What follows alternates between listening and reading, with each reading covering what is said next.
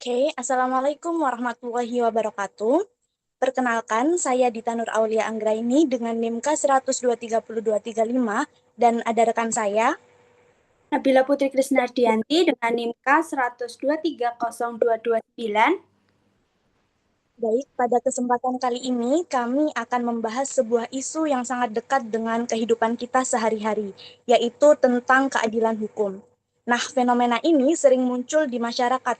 Di satu sisi, masyarakat kecil bisa dengan cepat diproses hukum. Namun, di sisi lain, pihak yang memiliki kekuasaan terkadang mendapatkan perlakuan yang berbeda.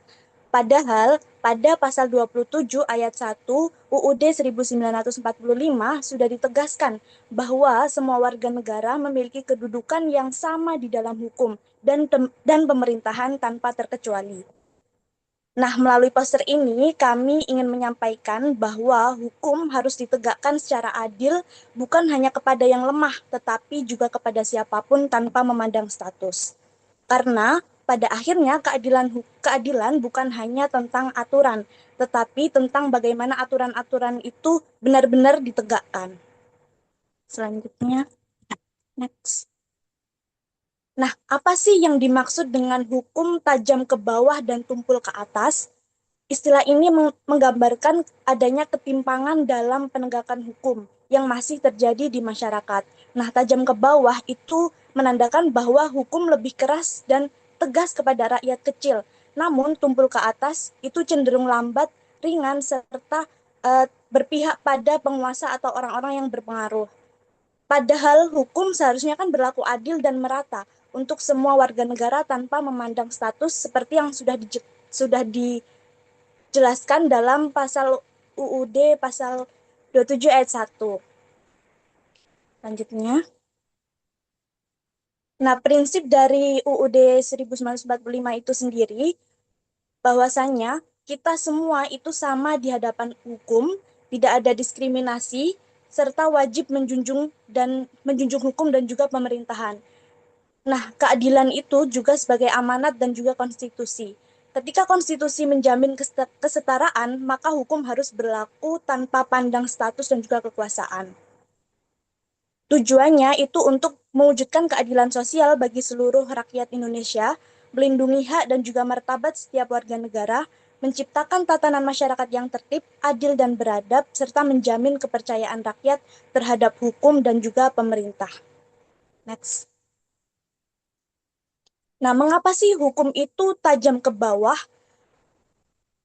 Di sini rakyat kecil itu lebih rentan diproses dan juga dihukum secara cepat dan juga berat. Faktornya itu adanya rendahnya akses terhadap keadilan, kemudian kurangnya pengetahuan hukum, adanya diskriminasi dalam praktik, kemudian lemahnya pelindungan hukum, serta kebijakan hukum yang tidak berpihak. Nah, dampaknya itu rasa keadilan tuh hilang dari masyarakat. Kemudian kepercayaan terhadap hukum juga menurun. Masyarakat merasa hukum itu selalu berpihak kepada orang-orang yang punya kekuasaan. Dan terjadi ketimpangan sosial semakin melebar.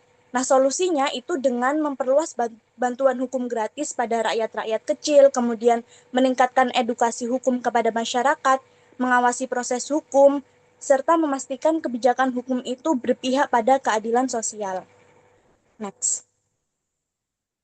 Nah, sebaliknya, mengapa kok malah hukum itu justru tumpul ke atas? Karena pihak yang berkuasa itu seringkali mendapat perlakuan istimewa dalam proses hukum. Faktornya yang pertama itu adanya kekuasaan dan juga pengaruh.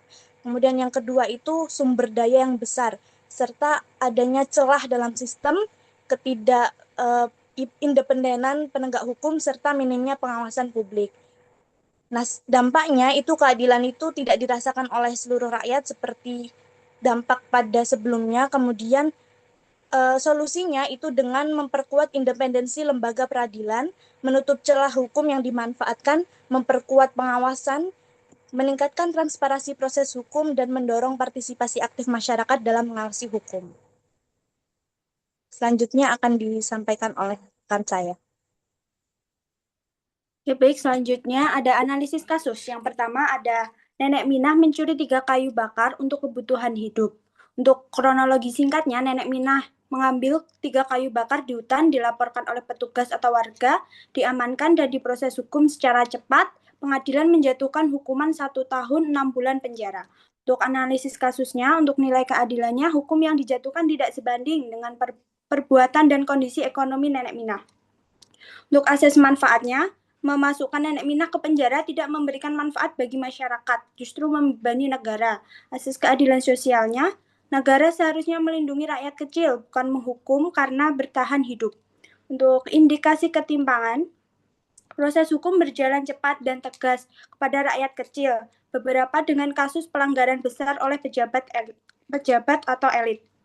Pelajaran yang dapat diambil dari kasus ini, yang pertama ada hukum seharusnya mempertimbangkan latar belakang ekonomi dan sosial seseorang. Kedua, perlu kebijakan hukum yang lebih berpihak pada keadilan sosial. Ketiga, rakyat kecil membutuhkan akses bantuan hukum yang adil dan gratis.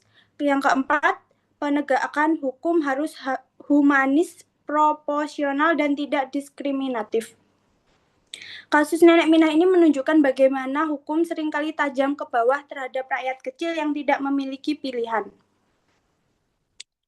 Selanjutnya ada kasus kedua yaitu korupsi dana bantuan sosial ratusan miliar rupiah. Untuk kronologi singkatnya, dana bansos dianggarkan pemerintah untuk membantu masyarakat berdampak. Sejumlah pejabat menyalahgunakan wewenang untuk mengalihkan dana diselewengkan dan digunakan untuk kepentingan pribadi. Kasus terbongkar setelah penyelidikan oleh KPK dan aparat penegak hukum. Proses persidangan berlangsung lama dengan berbagai upaya hukum. Untuk analisis kasusnya, nilai keadilannya hukum tidak sebanding dengan besarnya kerugian dan dampak yang ditimbulkan. Asas manfaatnya, rakyat dirugikan sementara pelaku tetap mendapatkan keuntungan dan fasilitas. Asas keadilan sosialnya, ketimpangan nyata antara perlakuan hukum terhadap elit dan rakyat kecil. Untuk indikasi ketimpangannya, asas kekuasaan, pengacara mahal, dan investasi membuat hukum menjadi tumpul ke atas. Untuk dampak dari kasus ini, dana yang seharusnya membantu rakyat justru hilang dan tidak tepat sasaran. Kepercayaan masyarakat terhadap penegakan hukum semakin menurun. Masyarakat merasa hukum hanya melindungi orang berkuasa. Ketimpangan sosial dan ekonomi semakin parah. Nilai keadilan dan Pancasila tidak terwujud dengan baik. Untuk pelajaran yang dapat diambil dari kasus ini, hukum harus berlaku sama bagi semua tanpa pandang jabatan dan kekuasaan. Penegakan hukum harus transparan, independen, dan berintegritas. Pengawasan publik dan peran lembaga anti korupsi harus diperkuat. Rakyat berhak mendapat keadilan yang setara. Kasus korupsi dana bansos menunjukkan bagaimana hukum seringkali tumpul ke atas terhadap pelaku yang memiliki kasus, jabatan, dan akses. Selanjutnya ada akar masalah. Mengapa sih hukum tajam ke bawah dan tumpul ke atas? Ketimpangan hukum tidak terjadi begitu saja. Ada sistem dan faktor yang membantunya untuk berlangsung. Yang pertama ada intervensi kekuasaan, yang kedua ketimpangan akses keadilan, yang ketiga penegakan hukum belum profesional dan independen, keempat celah hukum dan religius. Untuk akar masalahnya, sistem hukum belum sepenuhnya independen. Ketimpangan struktural, pelaku kuat, korban lemah, dan yang terakhir komitmen keadilan masalah masih rendah. Selanjutnya ada dampak ketidakadilan hukum. Ketika hukum tidak adil, yang dirugikan bukan hanya individu, tetapi seluruh masyarakat dan masa depan bangsa. Dampak langsungnya, yang pertama dapat menurunnya kepercayaan publik terhadap hukum. Yang kedua, rasa tidak aman dan tidak dilindungi. Yang ketiga, munculnya ketidakpuasan dan konflik sosial. Yang keempat, nilai keadilan dalam Pancasila melemah. Yang kelima, apatisme masyarakat terhadap negara. Selanjutnya, untuk dampak jangka panjangnya, menghambat pembangunan hukum dan demokrasi, sistem hukum yang tidak adil menghambat kemajuan bangsa. Budaya korupsi dan penyalahgunaan kekuasaan harus terus berlanjut. Ketika hukum tumpul ke atas, pelanggaran akan tetap terus terjadi. Kerugian ekonomi negara semakin besar, korupsi dan Pelanggaran hukum merugikan keuangan negara dan rakyat. Selanjutnya, kesenjangan sosial semakin lebar, ketimpangan hukum memperlebar jarak antara kaya dan miskin, menimbulkan ketidakstabilan sosial. Siapa saja yang dirugikan? Di sini yang dirugikan ada rakyat kecil, masyarakat, negara, dan bangsa. Selanjutnya ada solusi dan harapan. Mewujudkan hukum yang adil untuk semua tanpa pandang kuasa dan status. Ketimpangan hukum bukan takdir. Bersama kita bisa membangun sistem hukum yang adil, manusiawi, dan berpihak pada kebenaran. Langkahnya yang pertama ada memperkuat independensi hukum, yang kedua memperluas akses keadilan, yang ketiga meningkatkan transparansi dan akuntabilitas, yang keempat memperkuat pendidikan hukum dan literasi publik, yang terakhir membangun komitmen bersama. Saya kembalikan kepada moderator.